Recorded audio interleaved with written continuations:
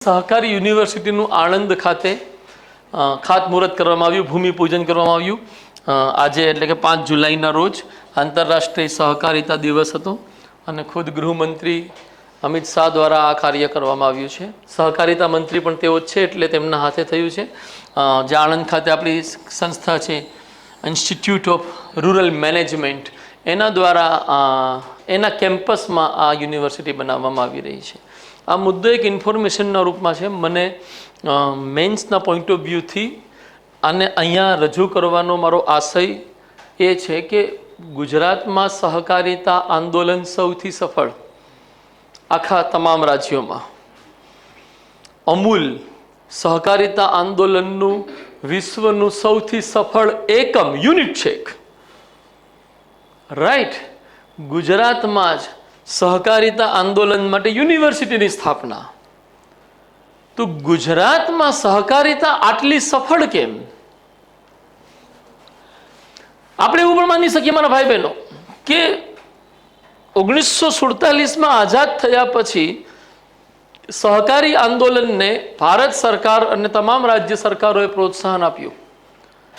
તમામ રાજ્યોમાં સરકાર દ્વારા લગભગ એક સમાન પ્રોત્સાહન આપ્યું હોવા છતાં તુલનાત્મક રીતે જોવા જઈએ તો ગુજરાત સહકારિતા આંદોલનમાં વધુ સફળ। કારણ શું?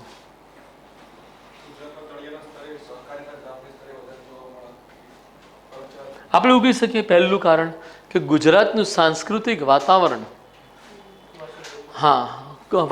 સાંસ્કૃતિક વાતાવરણ સહકારને પ્રોત્સાહન આપે છે અને એના કારણે ગુજરાતમાં સ્વાભાવિકપણે સદીઓથી આવી પરંપરા રહી છે કે અતિથિ દેવો ભવ યા અન્ય જે કષ્ટમાં છે એની સેવા કરવી, સેવા, ક્ષમા જેવા મૂલ્યો ગુજરાતની અંદર નરસિંહ મહેતા, આપ નામ સાંભળ્યા હશે, અખો, ત્યારથી આપણા સમાજમાં ચાલ્યા આવે છે અને જ્યારે મહાત્મા ગાંધી થયા તો આ મૂલ્યોને ઓર એક નવી ઊંચાઈ મળી।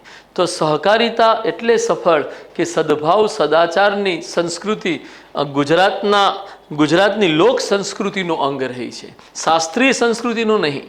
બીજી બાબત કે ગુજરાતની ભૂગોળ પણ કંઈક એવી છે કે જેનાથી સહકારિતાને પ્રોત્સાહન મળે। ભૂગોળના સંદર્ભમાં આપણે મારા ભાઈ બહેનો બે બાબતો જોઈ શકીએ। પહેલી બાબત કે ગુજરાતનો વિશાળ દરિયા કિનારો ગુજરાતને વિદેશીઓ સાથે સતત આંતરક્રિયા કરવાનો અવસર આપે છે, જે તેમનામાં એક ઉદાર દ્રષ્ટિબિંદુ અને વિશાળ દ્રષ્ટિબિંદુને પ્રોત્સાહન આપે છે।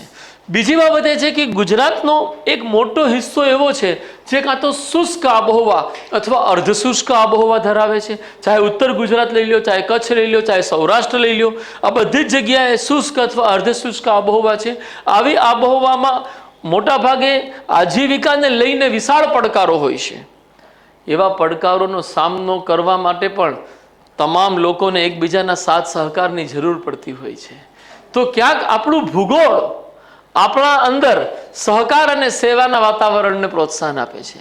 ત્રીજું અગત્યનું કારણ છે કે સરકારે, ગુજરાત સરકારે, ભારત સરકારે જે સહકારિતાને પ્રોત્સાહન આપવાની નીતિઓ અને યોજનાઓ લોન્ચ કરી, એ સરકારી પ્રોત્સાહનોના કારણે પણ મારા યુવાનો આપણે ત્યાં સહકારિતા વધુ સફળ રહી।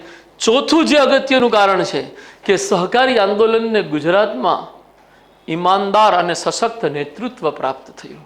જે ત્રિભુવનભાઈ પટેલના નામથી આપણે યુનિવર્સિટી બનાવવા જઈ રહ્યા છે, એ ત્રિભુવનભાઈ પટેલ દ્વારા જ અમૂલ આંદોલનની શરૂઆત છે। વર્ગીસ કુરિયન સાહેબની ગુજરાતમાં ભૂમિકા છે। તો આ તમામ નેતૃત્વથી પણ કે જે સેવાભાવી નેતૃત્વ છે, ત્યાગશીલ નેતૃત્વ છે, થી પણ ગુજરાતમાં સહકારિતા અન્ય રાજ્યોની સરખામણીએ વધુ સફળ દેખાય છે।